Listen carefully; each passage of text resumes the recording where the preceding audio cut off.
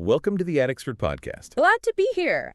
Really excited for this one. Yeah, so for you listening, the mission of today's deep dive is, it's figuring out how to build a content marketing strategy entirely from scratch. Right, without, getting completely overwhelmed by the whole thing. Exactly, because it's so easy to just get buried.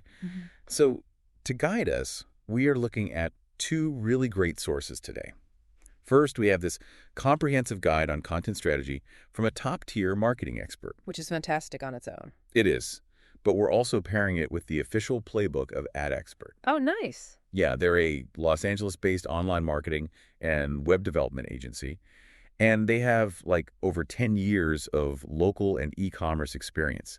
So we're combining theory with real-world practice. That's a really solid mix because, theory is great, but seeing how an agency actually applies it, that's where the value is. Right. And today is really all about shortcuts to being well-informed.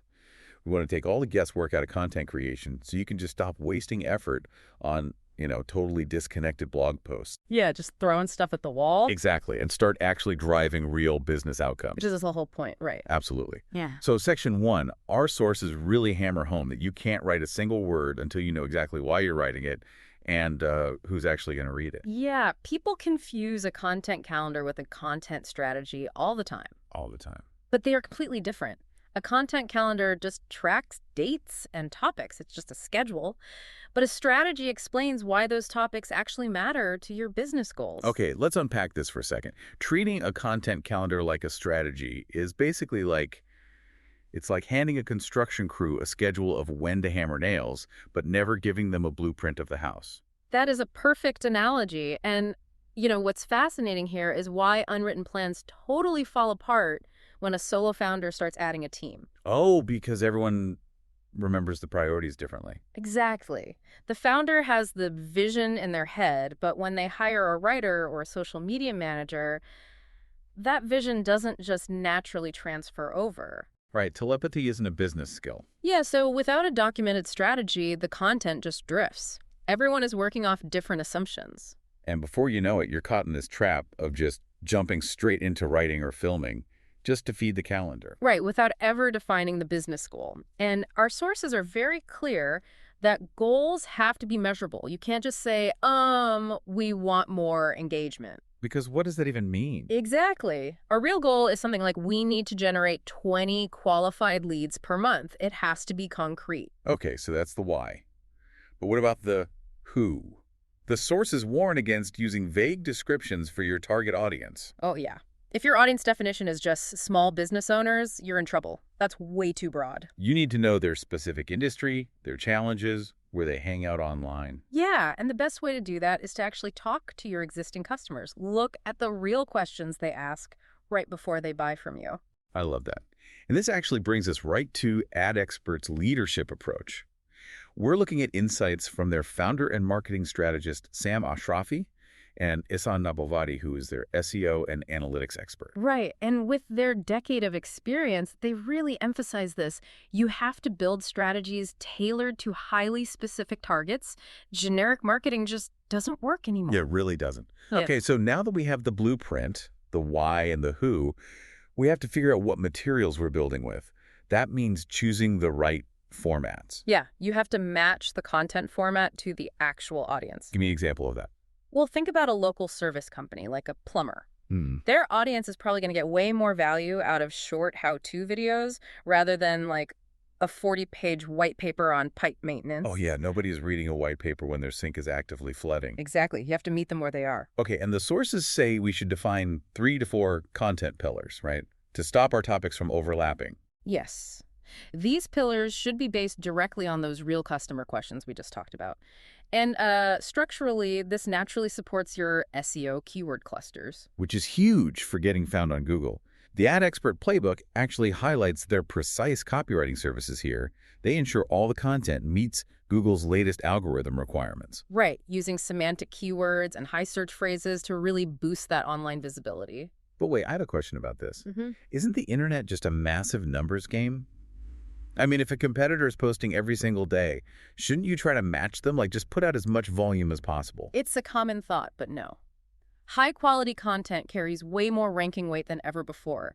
Depth has to be prioritized over sheer volume. So better content less often. Exactly. A repeatable, realistic consistency beats these random bursts of activity.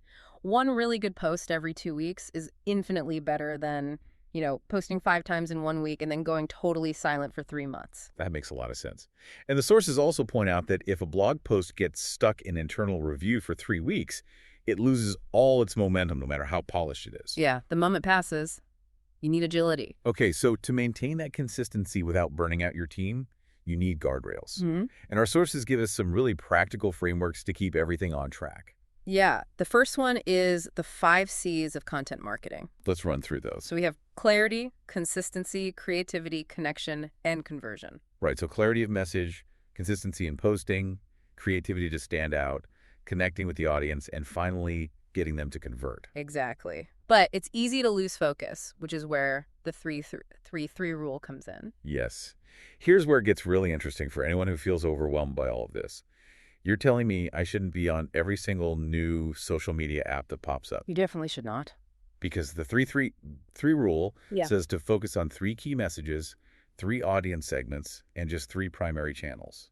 So this is basically permission to do less, but do it better. Yeah, chasing every single trend that appears on your feed is a complete trap. It rarely fits your actual business goals. Mastering just 1 or 2 platforms is going to yield much stronger results. So once you pick your channels, how do you decide what to actually post? The sources talk about the 70-20-10 rule. Right. So 70% of your output should be proven, value-driven, brand-building material. Stuff that genuinely helps your audience. Okay. And the 20%? That's curated or shared content from other people. It shows you're part of a community. Which leaves only 10% for promotional posts. Exactly. Just 10% for pitching your own products. If you provide enough value with the other 90%, that 10% works incredibly well. That's a great ratio. But creating all this content is still a lot of work. Which is why you have to repurpose. Yeah. You stretch your effort, you take one long blog post and you turn it into a short video, a couple of social media captions, and an email newsletter. All right, work smarter, not harder. So now we've built the strategy, we've launched the content. But how do we know if it's actually working in the wild? You need data. A strategy isn't a static document you just put on a shelf. Our sources reference a Harvard Business School guide about tracking results and KPIs. It says you have to benchmark your current performance first. Yeah, benchmarking is crucial. It means making later adjustments based on actual data rather than just instinct. If you don't know where you started, you can't know if you're improving. And this ties right back to AdExpert's approach to data-driven success, doesn't it? It does. They use past data, real competitor analysis, and A/B testing to constantly tailor their strategies. They don't just guess.